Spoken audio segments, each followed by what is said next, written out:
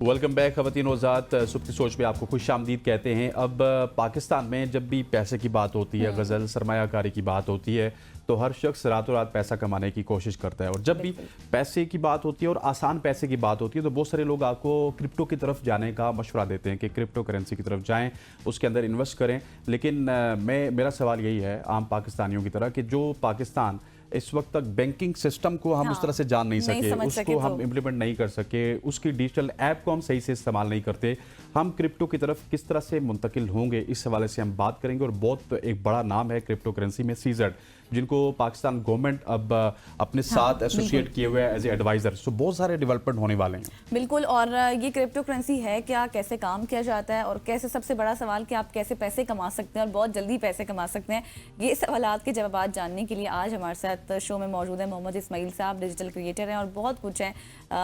Ismail, thanks for being on the show.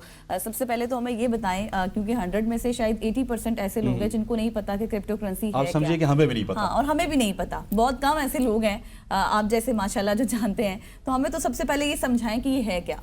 Thank you so much. Crypto currency के हवाले से बात होती है तो हमेशा यही माइंड में होता है कि बस आप इसमें इन्वेस्टमेंट करेंगे और वो आपकी डबल हो जाएगी। ये ऐसा बिल्कुल नहीं है। हाँ, पैसा डबल वाली डबल शाह एग्जैक्टली। और इसी की वजह से बहुत सारे स्कैम होते हैं, जैसा कि रिसेंटली एक कंपनी भागी है 42 अरब रुपए लेके पाकिस्तान से। वजह यह है कि हम शॉर्टकट्स कमाने के चक्कर में अपना सब कुछ गवा देते हैं। क्रिप्टो करेंसी एक पूरा मैकेनिज्म है, एक सिस्टम है और इसको समझना पड़ता है। This is same like all other currencies. आप इसकी एग्जांपल मैं आपको ऐसे दूंगा कि स्टार्ट में हमारे पास बार्टर इकानमी आई थी। बार्टर इकानमी से डेवलप होते होते फिर हमारे पास सिक्के आ गए, लेकिन वो सिक्कों को लेके चलना भी बड़ा मुश्किल था। उसके बाद पैसा वजूद में आ गया कैश फॉर्म में, राइट। और उसके बाद वो डेवलप होते होते क्रेडिट कार्ड, डेबिट कार्ड, ये वाला सीन शुरू हो गया, बैंकिंग सिस्टम स्टार्ट हो गया।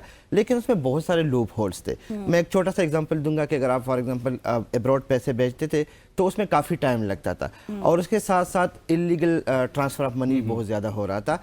तो उसी चीज़ को कवर अप करने के लिए एक डिजिटल करेंसी की ज़रूरत पड़ी जो कि बिटकॉइन की नाम के साथ वजूद में आ गई। अब उसकी एक स्पेसिफिक तादाद है और उसी तादाद के मुताबिक उसकी डिमांड एंड सप्लाई पे काम होता है। सेम लाइक गोल्ड, लेकिन ये डिजिटल करेंसी है। अच्छा। अब इसी की देखा देखी वेब डेवलपमेंट शुरू हो गई और हमारा जो एरा था वो वेब 1 से लेके वेब 2 एंड नाउ वेब 3, जिसको हम ब्लॉकचेन टेक्नोलॉजी कहते हैं, उसमें कन्वर्ट हो गया।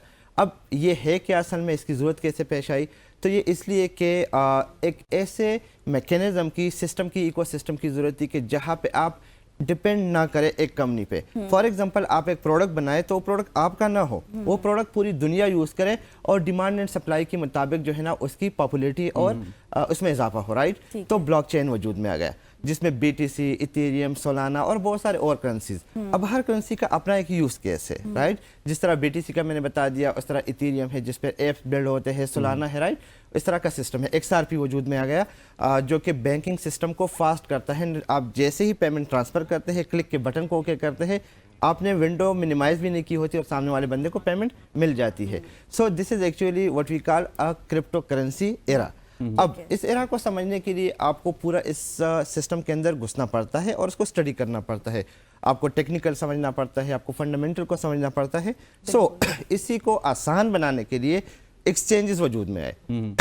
हमारे पास दो किस्म के एक्सचेंजेस है, जिसमें एक है ये सेंट्रलाइज एक्सचेंज सिस्टम जिसमें बाइनेंस वगैरह का नाम आ गया। उसके बाद डिसेंट्रलाइज एक्सचेंज है जहाँ पे कंपनीज इन्वॉल्व नहीं होती, वो भी वही मैकेनिज्म है कि जिसमें आप कोई बैंक वगैरह नहीं होता। वैसे जिस तरह इस्माइल जवाब दे रहे हैं ना, मुझे लगता है कि हमें भी समझ नहीं आएगी और आम आदमियों को भी, क्योंकि बहुत डिटेल में जा रहे हैं। लेकिन मैं थोड़ा प्रिसाइज कर लेता हूँ। एक आम आदमी, आप हमें भी छोड़ दीजिए, चले हम भी कुछ पढ़े हुए, एक आम आदमी जिसकी इतनी पढ़ाई भी नहीं है, वो किस तरह से इन्वेस्ट कर सकते हैं? उसको क्या समझना होगा अगर चीदा ऊपर की चीजें समझे? ओके, सो हम जो क्रिप्टो करेंसी करते हैं, पहले तो अगर हम ओवरऑल सिस्टम को समझने की कोशिश करें तो क्रिप्टो करेंसी से आपका ओवरऑल इकोनॉमी बिल्ड होती है, पैसों का लेन देन आसान हो जाता है। और उसके साथ साथ जो एप्लीकेशन वगैरह बिल्ड होते हैं, अगर आप उसमें एज अ डेवलपर, प्रोग्रामर और इन्वेस्टर जाते हैं, वो एक अलग साइट है। लेकिन अगर आप इसकी क्रिप्टो ट्रेडिंग करते हैं जिसमें पैसे के उतार चढ़ाव से, यानी कि जो कॉइन्स है उनके उतार चढ़ाव से आप अर्निंग करते हैं, तो वो एक तरीक़ेकार है जिसको आम बंदा आसानी के साथ कर सकता है। लेकिन उसके लिए भी 2-3 चीज़ों का होना बड़ा ज़रूरी है आपके पास। नॉर्मली क्या होता है कि हम लोग डायरेक्टली घुस जाते हैं किसी से सुन के, किसी के पास इन्वेस्ट करके, और वहाँ पे फिर हमें पता चलता है कि ये तो डबल शावर स्कीम था।